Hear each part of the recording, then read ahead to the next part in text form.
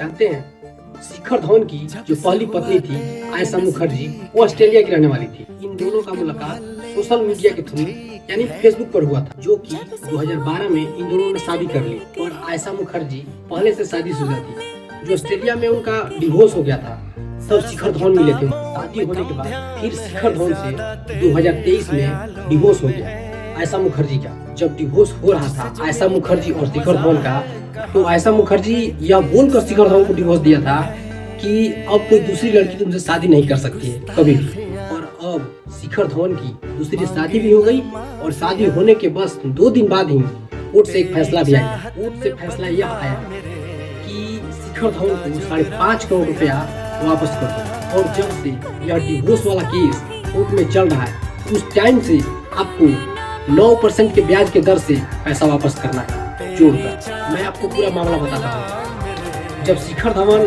आयशा से शादी किए थे तो आयशा का ऑस्ट्रेलिया में ही रहने का विचार था शुरू से ही।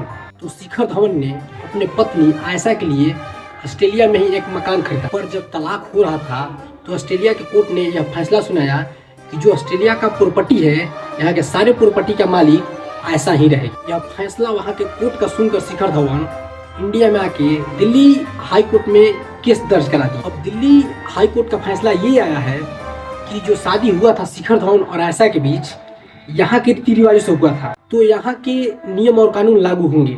इसीलिए जो ऑस्ट्रेलिया में प्रॉपर्टी है उस प्रॉपर्टी के हिसाब से 5.5 करोड़ रुपया वापस आपको करना पड़ेगा। वैसे जिस पैसे को और संपत्ति को आयशा अपना हक जता रही थी उस पैसे को वापस करना पड़ेगा शिखर धवन को। वैसे शिखर धवन के डबल खुशी पर आपका क्या राय है कमेंट में जरूर बताएं।